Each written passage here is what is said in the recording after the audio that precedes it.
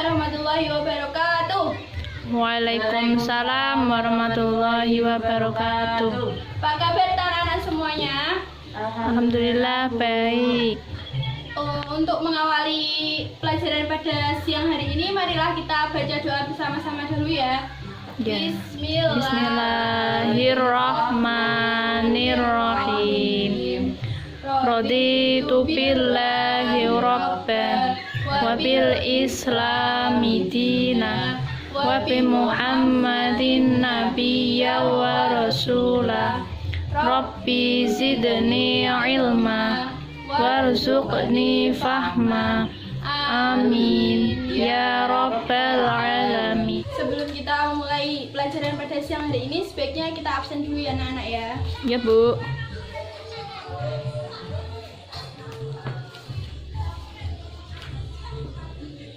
Novita, Hadirah. Cahyani, Hadirah. Sari, Hadirah. Rafsi, Hadir, Tiana, hadir, Pratiwi, hadira, Dimas, hadir, Angga, hadir, Ella, hadir, Chandra. hadir. Hadir semua ya anak-anak ya. Ya Bu. Oke, sekarang anak-anak pada pertemuan kali ini kita akan membahas tentang adab terhadap orang tua dan guru. Di sini adakah yang sudah mengetahui pengertian adab? Apakah ada yang tahu? Saya Bu. Ya, kamu. Apa? Adab adalah norma atau aturan mengenai sopan santun yang didasarkan aturan agama, terutama agama Islam. Benar sekali. Siapa nama kamu? Rafsi Bu. Oke. Tambah nilai dulu ya. Ya Bu. Nah, benar sekali. Adab adalah norma atau aturan yang berlaku mengenai sopan santun yang didasarkan pada aturan agama, terutama agama Islam. Jadi di sini pengertian adab kepada orang tua dan guru yaitu merupakan tingkah laku yang harus kita lakukan sebagaimana selayaknya bagi seorang anak dan murid. Kita harus berperilaku baik dan menghormati mereka karena hal itu wajib dilaksanakan bagi kita seorang muslim.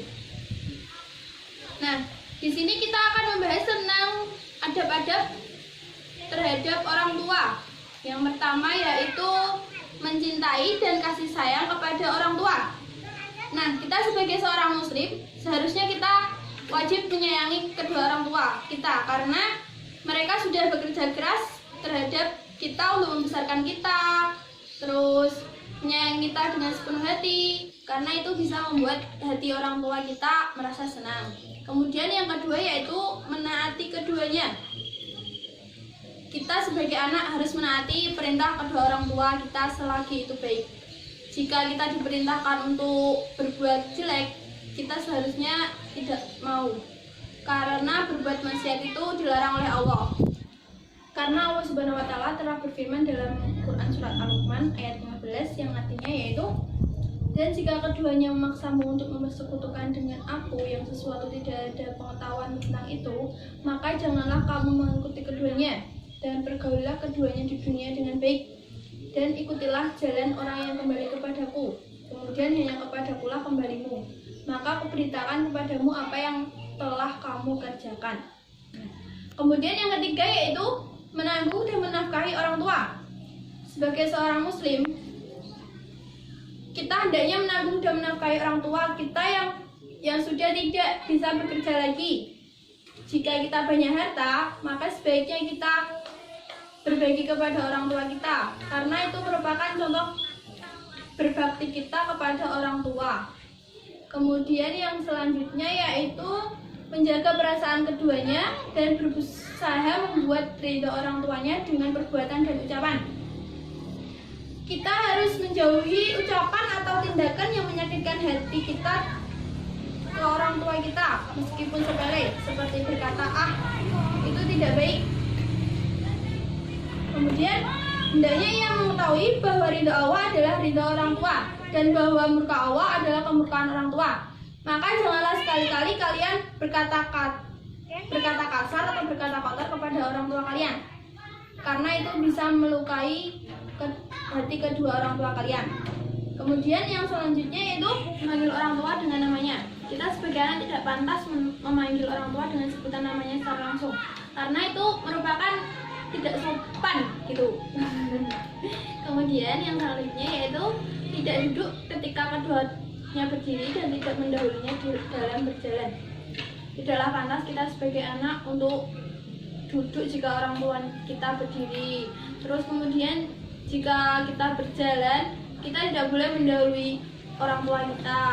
Kemudian yang selanjutnya mengutamakan istri dan anak daripada kedua orang tua. Kita sebaiknya mengutamakan orang tua kita daripada istri dan anak-anak kita ataupun suami dan anak-anak kita, karena itu merupakan perbuatan kita berbakti kepada orang tua. Kemudian yang selanjutnya yaitu mendoakan keduanya baik mereka masih hidup ataupun sudah wafat.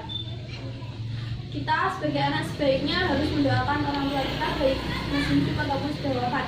Dalam kehidupan sehari-hari maupun sehari-harinya kita harus mendoakan mereka sebisa mungkin. Kita harus mendoakan mereka setiap hari. Kemudian yang selanjutnya yaitu berbuat baik kepada kawan-kawan orang tua setelah orang tua itu wafat.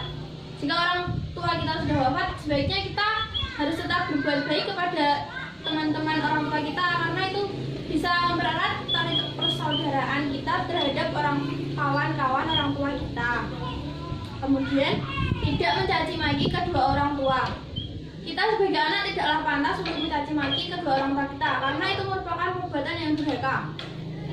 Kemudian di sini ada beberapa adab terhadap guru. Yang pertama yaitu menghormati dan menghargainya. Hal ini sebagaimana sabda Rasulullah SAW, bukan dari golongan kami mereka yang tidak menghormati orang tua, tidak menyayangi kecil dan tidak mengetahui hak orang yang alim. Kita sebagai murid tidak boleh membentak ataupun bersikap kasar dan tidak sopan terhadap guru kita. Kita sebaiknya menghormati dan menghargai guru kita. Kemudian yang kedua yaitu tidak mencari-cari kesalahannya dan kelemahannya. Kemudian yang ketiga, tidak membicarakannya, atau dengan kata lain kita gibah. Jika kita tidak senang dengan guru kita sebaiknya tidak boleh membicarakannya, karena itu tidak baik. Kemudian yang selanjutnya yaitu mendoakan dari kejauhan. Kita sebagai murid sebaiknya mendoakan guru kita dari kejauhan supaya mendapat pahala dan diberikan lancar rezekinya, karena guru kita sudah memberikan ilmu kepada kita. Kemudian yang selanjutnya yaitu mengambil manfaat dari kebaikan sang guru. Jika guru kita mempunyai contoh yang tidak baik, sebaiknya kita jangan mengikutinya, kita mengikutinya perbuatan yang baik-baik saja. Kemudian yang selanjutnya yaitu menisbatkan ilmu yang diajarkan kepadanya, karena itu dapat mengangkat kedudukan di mata manusia. Kemudian yang selanjutnya menjaga adab berbicara saat berbincang dengannya. Jika kita berbicara dengan guru, sebaiknya kita harus sopan santun, tidak boleh berkata kasar atau membentaknya. Kemudian yang selanjutnya taat kepada guru kita dalam semua perkara, kecuali jika kita disuruh untuk maksiat, kita jangan mengikutinya, karena itu merupakan perbuatan yang dilarang oleh Allah. Kemudian meminta izin kepada guru untuk bertanya atau pergi ke majelis. Kemudian yang selanjutnya memberi salam kepada guru apabila berjumpa. Kita jika berjumpa dengan guru di jalan ataupun di mana saja, kita sebaiknya memberikan salam atau menyapanya, karena itu perbuatan yang baik. Nah, sekian yang dapat saya sampaikan. Pertemuan selanjutnya Ibu akan memberikan tugas kepada kalian untuk mendiskusikan tentang contoh adab kepada guru dan orang tua dalam kehidupan sehari-hari. Kalian bagi kelompok sendiri-sendiri ya. Yang penting semuanya kebagian, dibagi rata, jangan sampai ada yang tidak kebagian kelompoknya. Nah, sampai di sini materi kita pada siang hari ini. Sebelum kita akhiri semuanya, kita baca hamdalah bersama-sama. Alhamdulillahirabbil alamin. Ibu guru mohon maaf apabila ada kata-kata yang tidak baik atau tidak sopan untuk kalian semuanya. Mohon maaf. Wabillahi taufiq wal hidayah. Wassalamualaikum warahmatullahi wabarakatuh.